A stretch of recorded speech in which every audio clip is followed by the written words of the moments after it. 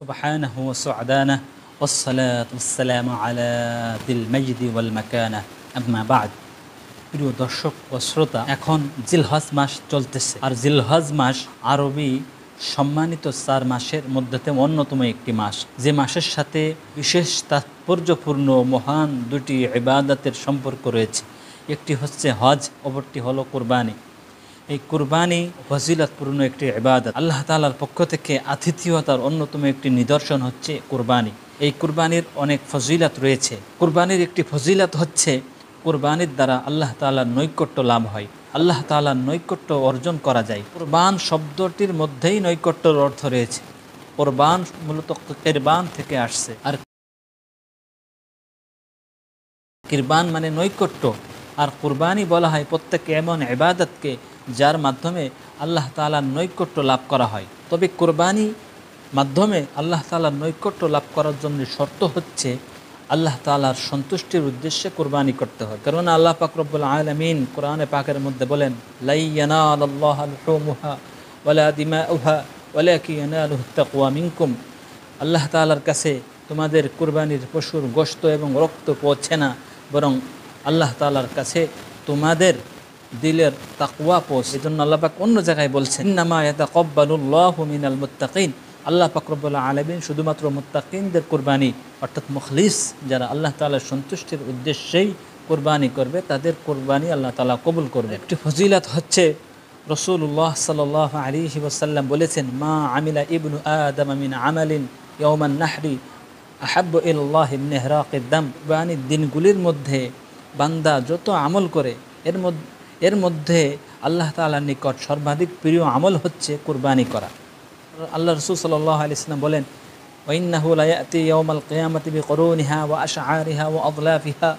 কিয়ামতের দিন কুরবানির পশু তার শিং, পশম এবং খুর সহ হাজির করা হবে।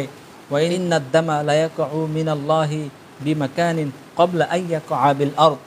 কুরবানির পশুর রক্ত জমিনে পড়ার আগেই আল্লাহ তাআলার কাছে কুরবানি কবুল হয়ে যায়। ফাতিবু বিহা নাফসা। সুতরাং তোমরা সন্তুষ্ট চিত্তে, মনের খুশিতে, আনন্দের সাথে কুরবানি করো। আরেকটি ফজিলত, রাসূলুল্লাহ সাল্লাল্লাহু আলাইহি ওয়াসাল্লাম হযরত ফাতেমা রাদিয়াল্লাহু তাআলা আনহাকে বলেন, হে ফাতেমা, তোমার কুরবানির পশু জবাইয়ের স্থানে উপস্থিত হও এবং প্রত্যক্ষ করো, কেননা তোমার কুরবানির পশুর জবাইয়ের পর সর্বপ্রথম রক্তের ফোঁটা জমিনে পড়ার সাথে সাথে তোমার পিছনের সমস্ত গুনাহ মাফ করে দেওয়া হবে।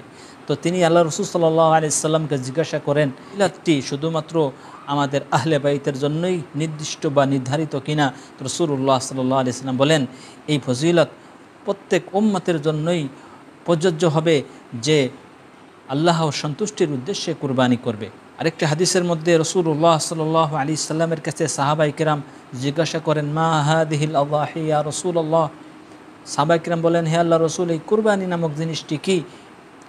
তো রাসূলুল্লাহ সাল্লাল্লাহু আলাইহি সাল্লাম বলেন, সুন্নাতু আবিকুম ইব্রাহিম আলাইহিস সালাতু ওয়াস সালাম।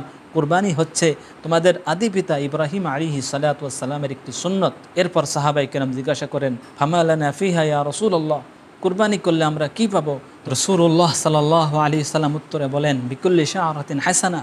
কুরবানির পশুর প্রত্যেক পশমের বিনিময়ে আল্লাহ পাক রব্বুল আলামিন একটি করে নেকি দান করবেন। তো সাহাবায়ে কেরামের দিলের মধ্যে নেকির তামান্না ছিল। ফাসুব ইয়া রাসূলুল্লাহ, ভেড়া এবং দুম্বার পশমের ক্ষেত্রেও কি একই বিধান? তো রাসূলুল্লাহ সাল্লাল্লাহু আলাইহি সাল্লাম বললেন, ক্বালা বিকুল্লি শাআরাতিন মিনাস সুফি হাসানা। অর্থাৎ ভেড়া এবং দুম্বার ক্ষেত্রে হলেও একই বিধান, অর্থাৎ এদের প্রত্যেক পশমের বিনিময়েও আল্লাহ পাক রব্বুল আলামিন একটু করে নেকি দান করবেন। এই বিশেষ ফজিলত এবং মর্যাদাপূর্ণ ইবাদত আমরা যাদের সামর্থ্য আছে অবশ্যই করব।